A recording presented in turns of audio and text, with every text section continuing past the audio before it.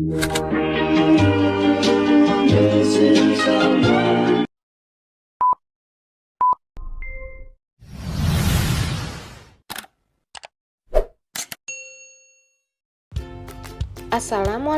warahmatullahi wabarakatuh. Bertemu lagi di pelajaran Pendidikan Agama Islam dan Budi Pekerti kelas 9. Sebelum mulai belajar, mari kita baca doa sebelum belajar. Bismillahirrohmanirrohim. Rabbi zidni ilman warzuqni fahman. Hari ini kita masuk bab 3 bagian 1, mengasah pribadi yang unggul dengan jujur, santun, dan malu. Tentang jujur. Selamat menyimak. Bab 3, mengasah pribadi yang unggul dengan jujur, santun, dan malu. Hari ini kita akan membahas tentang jujur. Jujur dalam kehidupan sangatlah penting, karena dalam berinteraksi kita perlu kejujuran agar bisa dipercaya oleh orang lain. Berani jujur mendapatkan surga. Hendaklah kalian jujur karena kejujuran akan menunjukkan kepada kebaikan dan kebaikan akan menunjukkan kepada surga. Muttafaqun alaih. Jujur adalah berkata apa adanya, jadi sesuai dengan kenyataan. Dalam profesi apapun ataupun dalam kegiatan apapun kita harus selalu berlaku jujur, baik berdagang, antara penjual dan pembeli, ataupun ketika mendapat suatu jabatan atau dipercaya oleh orang lain. Itu memerlukan kejujuran. Jadi penting untuk menjadi orang yang jujur.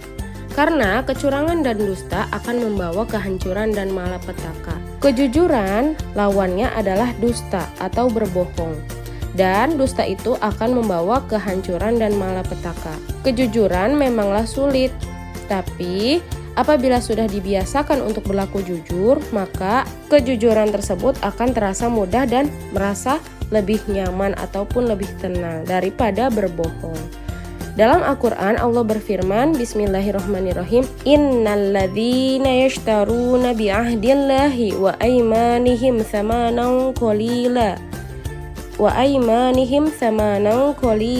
ulaika la khalaqa lahum fil akhirati wa la yukallimuhumullah wala yanzuru ilaihim yaumal qiyamati wala yuzakkihim walahum adzabun alim. Artinya, sesungguhnya orang yang memperjualbelikan janji Allah dan sumpah mereka dengan harga murah, mereka itu tidak memperoleh bagian dari akhirat. Allah tidak akan menyapa mereka, tidak akan memperhatikan mereka pada hari kiamat nanti, dan tidak akan menyucikan mereka bagi mereka azab yang pedih. Surat Ali Imran, surat ketiga, ayat ke-77. Jadi dalam surat Ali Imran ini telah jelas bahwa Allah memperingati kita untuk berhati-hati dalam bersumpah. Karena di antara dosa besar ialah mensekutukan Allah, mendurhakai orang tua, membunuh, dan sumpah palsu. Hadis riwayat Bukhari. Sumpah itu memang diperbolehkan, namun hendaknya dilakukan jika dalam keadaan terpaksa dan darurat. Karena apabila terlalu sering bersumpah akan mengurangi kewibawaan diri kita sendiri. Satu kali seorang berkata berdusta, maka ia akan berusaha menutupi kebohongannya itu dengan kebohongan lain. Jadi ingatlah, kejujuran memanglah sulit. Namun lebih sulit apabila sudah terbiasa berbohong dan ingin menjadi orang yang jujur karena sudah tidak bisa dipercaya oleh orang lain. Dan berhati-hatilah dalam bersumpah. Selanjutnya Allah berfirman dalam Al-Quran, Ya ayyuhalladzina amanu taqullaha wa qulu qawlan sadida. Wahai orang yang beriman, bertakwalah kamu dan berkatalah benar. Surat Al-Ahzab. Jadi Allah memerintahkan kita bagi orang yang bertakwa untuk selalu berkata jujur. Karena jujur adalah termasuk dari ketakwaan, dari orang yang bertakwa. Orang yang bertakwa pasti jujur. Selanjutnya, hikmah jujur, yakni yang pertama, melahirkan ketenangan karena tidak ada kebohongan atau kedustaan yang akan menghancurkan apapun. Yang kedua, orang jujur itu pasti akan dicintai manusia atau dipercaya oleh orang lain. Dan yang ketiga, jujur akan mendatangkan keberkahan atau kebaikan dari Allah. Jujur itu akan melahirkan surga atau akan masuk surga.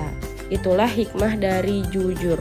Semoga kita termasuk dari orang yang jujur dan tidak mudah untuk bersumpah atas nama Allah.